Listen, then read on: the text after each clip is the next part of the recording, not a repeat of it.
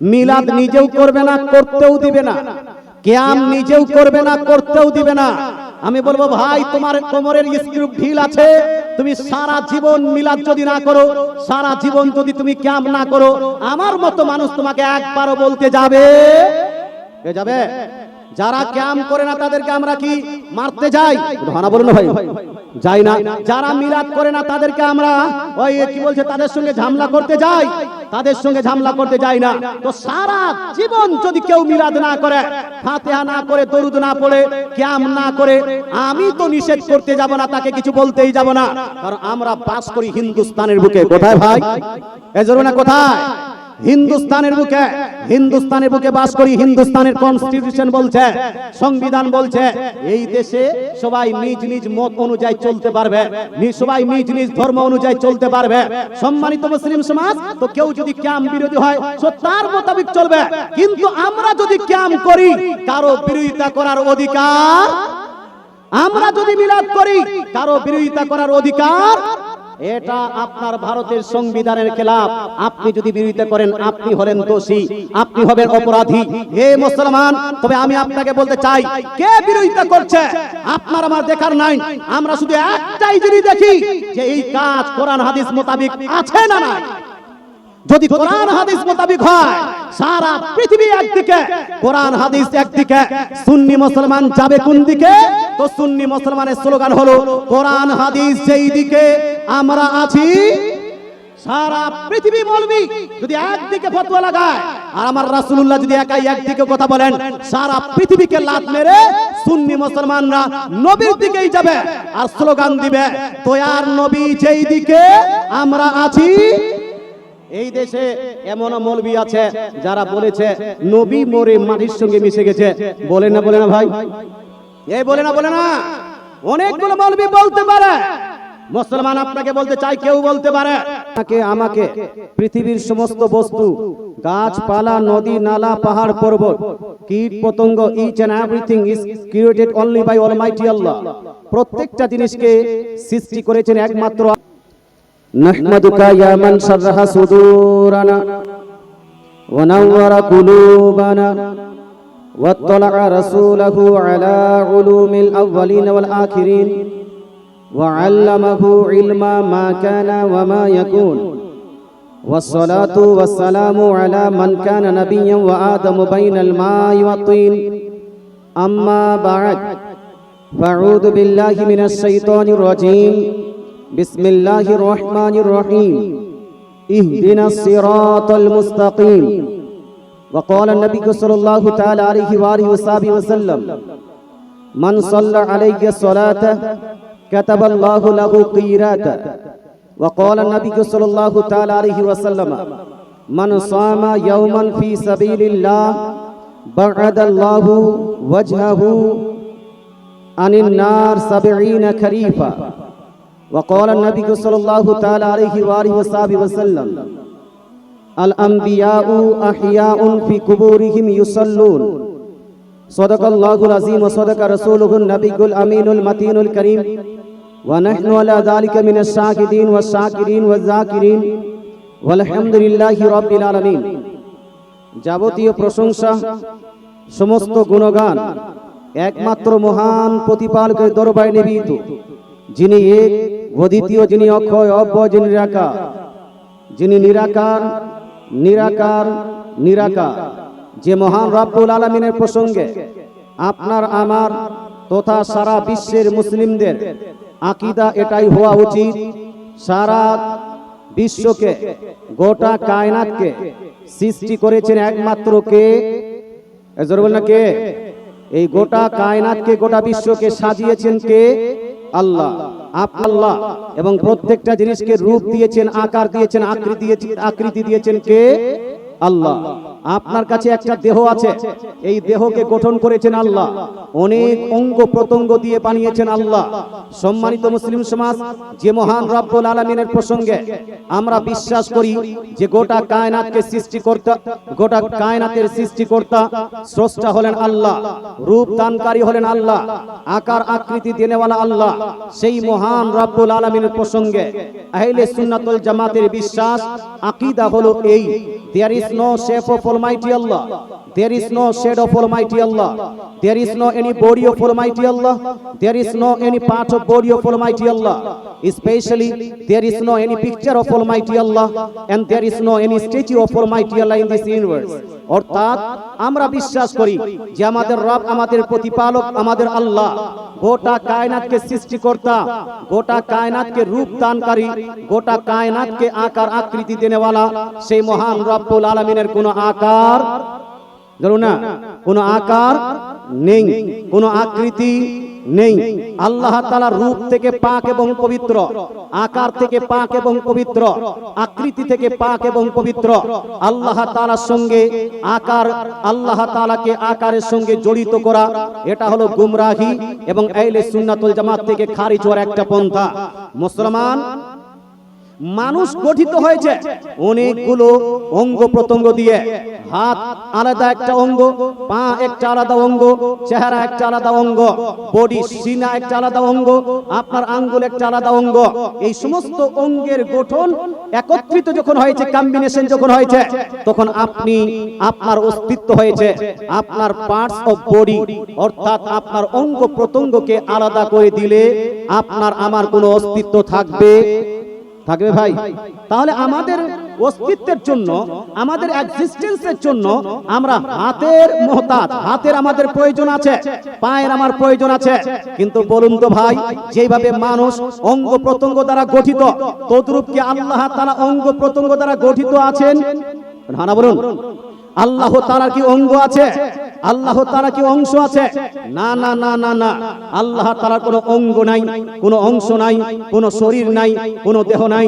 আল্লাহ তাআলা দেহ থেকে, অঙ্গ প্রত্যঙ্গ থেকে পাক এবং পবিত্র। ফা ইন্নাল্লাহা মুনাজ্জাহুন আনিল জারিহা ওয়াল জিসমি, আল্লাহ তাআলা শরীর এবং অঙ্গ থেকে পাক এবং পবিত্র। জোরে বলে সুবহানাল্লাহ। সম্মানিত মুসলিম সমাজ, বলতে চাই পৃথিবীতে অনেক জিনিসের ছবি আছে, আছে না? সূর্যের ছবি মানুষ বানিয়েছে, চন্দ্রের ছবি মানুষ বানিয়েছে। আপনার ছবি আপনার মোবাইলে পাওয়া যাবে। আপনার গার্লফ্রেন্ডের ছবি আপনি মোবাইলে ক্যাচ করে, মোবাইলে আপনার নিয়ে আপনি ফেসবুকে আপলোড করে লাইক, কমেন্ট এন্ড শেয়ার চাচ্ছেন। এরকম অনেক আছে। কেউ নিজ স্ত্রীর ছবি অঙ্কন করে, কেউ ছবি আপনার নিজের মোবাইলে রাখে। পৃথিবীতে অনেকগুলো জিনিসের ছবি আছে। কিন্তু আমি আপনাকে জিজ্ঞেস করতে চাই, আপনি যেই রবের, আপনি যেই প্রতিপালকের, আপনি যেই আল্লাহর ইবাদত করেন, সেই মহান রব্বুল আলামিনের কোন ছবি পাওয়া যাবে? ছবি পাওয়া যাবে? আল্লাহ তাআলা কোন ছবি পাওয়া যাবে না। কারণ ফাইন্নাহু লাইসা বিমুসাওয়ারিন, কারণ আল্লাহ তাআলা সূরাতওয়ালা নয়, আকার আকৃতি বিশিষ্ট নয়। সম্মানিত মুসলিম সমাজ, আল্লাহ তাআলার কোনো ছবি পাওয়া যাবে না। আচ্ছা বলেন তো, আপনি, আমি, সারা বিশ্বের মুসলমান, সারা বিশ্বের মানুষ যদি প্রচেষ্টা করি যে আমরা সবাই মিলে সেই মহান রব্বুল আলামিনের ছবি আঁকবো, ছবি তুলবো, গোটা বিশ্বের মানুষ চেষ্টা করার পরেও আল্লাহ তাআলার ছবি কি অঙ্কন করতে পারবে? রহনা বলুন, পারবে না। কেন? তার কারণ হলো ছবি অঙ্কন করা যাবে যার শেপ এন্ড সাইজ আছে, আকার আকৃতি আছে। আর আল্লাহ তাআলার কোনো শেপ এন্ড সাইজ নাই, বিধায় আল্লাহ তাআলার কোনো ছবিও পৃথিবীতে নেই। পৃথিবীতে অনেকগুলো জিনিসের মূর্তি আছে। বাবা, মালদার গণিকান চৌধুরী রেল মন্ত্রী ছিল এক সময়, অনেক কাজ করেছে সমাজের। ও মারা গেছে, মরে গেছে, ওর একটা মূর্তি বানিয়ে মালদা শহরে রেখে দিয়েছে। আছে না নাই? আছে। আপনাকে দিদি ভাতা দিচ্ছে, ভাতা, আপনাদের দিদি ভাতা দিচ্ছে, কখনো ইমাম ভাতা, কখনো বিধবা ভাতা, কখনো অমুক ভাতা, কখনো ভান্ডারি, অনেক কিছু দিচ্ছে। সম্মানিত মুসলিম, যদিও ও চাকরি দিতে চায় না। আমার বলার উদ্দেশ্য হলো এই, দিদি আপনাকে অনেক দিয়েছে। এবার দিদি যদি মারা যায়, আপনাদের মধ্যে কোনো নেতা হয়তো ওই দিদিরও মূর্তি বানিয়ে রেখে দিবে। সম্মানিত মুসলিম সমাজ, পৃথিবীতে বিড়ালের মূর্তি পাওয়া যায়, কুকুরের মূর্তি পাওয়া যায়, আপনার মানুষের মূর্তি পাওয়া যায়, আপনার কি বলছে দুর্গা, কালী, লক্ষ্মী, বিশ্বরী ইত্যাদির মূর্তি আছে। কিন্তু আপনার রব, আপনার প্রতিপালক, আপনার মহান রব্বুল আলামিন আল্লাহ তাআলার পৃথিবীতে কোনো মূর্তি আছে? হ্যাঁ বলুন বাবা, মূর্তি আছে নাই? কারণটাই হলো যে আমরা মুসলমানরা মূর্তিকে বিশ্বাস করি। বলুন না করি। আমি ভাঙতে বলছি না, কথা আক্রমণ করতে বলছি না, তবে as a Muslim according to Islam, Islam অনুযায়ী একজন মুসলমানের জন্য কোন মূর্তির সামনে মাথা নত করা যাবে না। সম্মানিত মুসলিম সমাজ, আমরা গাছের পূজা করতে পারবো না, আমরা ওই সূর্যের পূজা করতে পারবো না, আমরা মানুষের পূজা করতে পারবো না। আমরা মুসলিম, আমাদের মাথা নত হবে একমাত্র কার সামনে? আমরা একমাত্র ইবাদত করব কার? কারণটা কি? কারণটা হলো আমাদের কালেমাটাই হলো লা ইলাহা ইল্লাল্লাহ। জোরে বলুন লা ইলাহা ইল্লাল্লাহ, লা ইলাহা ইল্লাল্লাহ। আমাদের মুসলিমদের কালেমাটাই হলো লা ইলাহা ইল্লাল্লাহ। আল্লাহু তাআলা ছাড়া কোনো উপাস্য নাই, আল্লাহু তাআলা ছাড়া কোনো মাবুদ নাই। একমাত্র ইবাদত, একমাত্র রিয়াজত চলবে কার? আমাদের নামাজ আল্লাহর জন্য, আমাদের রোজা আল্লাহর জন্য, আমাদের হজ আল্লাহর জন্য, আমাদের যাকাত আল্লাহর জন্য, আমাদের কুরবানি আল্লাহর জন্য।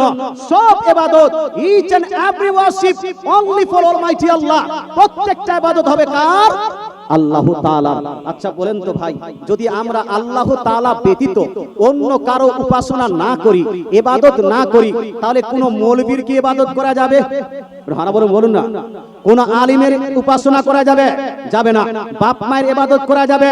বাপ মাকে শ্রদ্ধা তো করতে পারবেন, রেসপেক্ট করতে পারবেন, কিন্তু বাপ মায়ের উপাসনা করা যাবে না, বাপ মায়ের ইবাদত করা যাবে না। মৌলবীকে শ্রদ্ধা করবেন, নো প্রবলেম, বরং করতেই হবে। আল্লাহ তাআলা রাসূল সাল্লাল্লাহু তাআলা আলাইহি ওয়াসাল্লাম ইরশাদ করেন, মান লাম ইউআক্কির আলিমানা ওয়া লাম ইয়ারহাম সাগীরানা ফালাইসা মিন্না।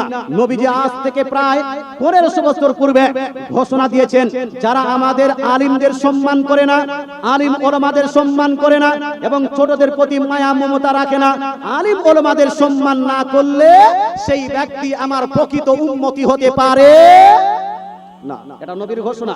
এই জন্য আমাদেরকে আলিম ওলামাদের সম্মান তো করতে হবে, রেসপেক্ট করতে হবে, কিন্তু পূজা করতে পারবো না। পীরের রেসপেক্ট করবেন, যদি ভণ্ড পীর না হয়, রিয়াল পীর হয়, আসল পীর হয়, সঠিক সত্য পীর হয়। সত্য পীর বলতে ওই সত্য পীর বলছি না যেই সত্য পীরের আপনারা গান করেন। আবার হাজি পরশুদিন বীরভূমে ছিলাম, ওই বীরভূমে এক মাইয়া মানুষ বাচ্চা হওয়ার আগে মান্নত করে নিয়েছে, আল্লাহ আমার যদি বাচ্চা হয় তাহলে আমি আমার সন্তানের জন্য দিওয়ান পীরের গান করব। দিওয়ান পীর ওখানে সত্য পীরের গান, সত্য পীরের গান করব। বাচ্চাটা হয়েছে, আজ করব কাল করব, করতে করতে বাচ্চার বয়স হলো 17 বছর। এই 17 বছর পরে এখন স্বপ্ন দেখছে যে তুমি গান করো, না হলে তোমার বাচ্চা মরে যাবে। ও গানের জন্য 50,000 টাকা দিয়ে বেন বাজা সব আপনার ভাড়া করে নিয়েছে। মৌলানা মুআজ্জম হোসেন কালিমিকে আপনারা চিনেন, তিনার গ্রামের আপনার ঘটনা মসনা, উনি গিয়ে বুঝাচ্ছেন, এটা তুমি করতে পারবে না, this is not permissible for you, এটা তোমার জন্য জায়েজ নয়, ইসলামে এটা বৈধ নয়। ও বলছে না হুজুর, যদি না করি তো বাচ্চা যদি মরে যায়, বাচ্চা যদি মরে যায়। আমি বলছি ভাই, মরণ এবং জীবন কার হাতে? কার হাতে? একমাত্র জীবিত রাখতে পারেন কে? আল্লাহ। মৃত্যু দিতে পারেন কে? আল্লাহ। গান না করলে বাচ্চা মরে যাবে, এই ধারণাটাই ইসলাম বিরোধী ধারণা। এই জন্য এই ধারণা রাখা যাবে না। সম্মানিত মুসলিম সমাজ, মৌলানা মুআজ্জম হোসেন কালিমি সাহেব যেটা ঘটনা শুনালেন, যে আমি তাকে বললাম যে এত দিন হয়েছে, 17 বছর হয়ে গেল, এখনো গান করিনি, তোমার ছেলে জীবিত আছে, এখন না করলে মরে যাবে, কি করে বললে? খবরদার, গান করা যাবে না। তা আমি ওই পীরের কথা বলছি না যেই পীরকে সত্য পীর বলে আখ্যায়িত করেন। সত্য পীর বলে যাকে আখ্যায়িত করা হয়, ও সত্য পীর নয়, হলো ভণ্ড পীর। ও কি ভণ্ড পীর? সত্য পীর হলে ও গান বাজনাকে পছন্দ করতো, বললাম করতো ভাই। সত্য পীর হলে গান বাজনাকে পছন্দ করতো না, এই জন্য গান চলবে না। বাউল গান, সত্য পীরের গান, আর ওই মারফাতি টাইপের গান, এগুলা গানকে ইসলাম এবং আহলে সুন্নাতুল জামাত সমর্থন করে। কথা বোঝাতে পারছি? মান্নত যদি করেন, আমি ইনশাআল্লাহ কিছুক্ষণ পরে বলবো, মান্নত যদি করেন, মা বোন আপনাকে বলতে চাই, মান্নত করলে কান পুড়ার মান্নত করা যাবে না, এটা জায়েজ নয়। মান্নত করলে গান বাজনার মান্নত করা যাবে না, এটা জায়েজ নয়। মান্নত করলে ঢোল বাজার মান্নত এটা চলবে না, এটা জায়েজ নয়। মান্নত যদি করতে চান তাহলে মান্নতের সময় মুহররমের মাটির ঘোড়া দিব, এই মান্নত করা যাবে না। মুহররমের তাজিয়া লাগাবো, এই মান্নত করা যাবে না। মুহররমের মেলা লাগাবো, এই মান্নত করা যাবে না। মুহররমের লাঠি খেলাবো, এই মান্নত করা যাবে না। মুহররমের সময় মুরসিয়া করব, ঝারনি করব, এই মান্নতও চলবে। এগুলা হলো নিষিদ্ধ নাজায়েজ গুনাহের মান্নত, এটাকে আপনাকে বাদ দিয়ে দিতে হবে। কথা বোঝা গেল মুসলমান? কিন্তু মুহররম অবশ্যই পালন করতে পারবেন। আমি যেটা আলোচনা করছিলাম হলো সেটা হলো এই যে আমরা পীর যাদেরকে মানি তাদেরকে আমরা শ্রদ্ধা করব, সম্মান করব, কিন্তু তার ইবাদত করতে পারবো না। ইবাদত চলবে একমাত্র কার? মাজারে যাব, যতই বিরোধিতা করুন না কেন।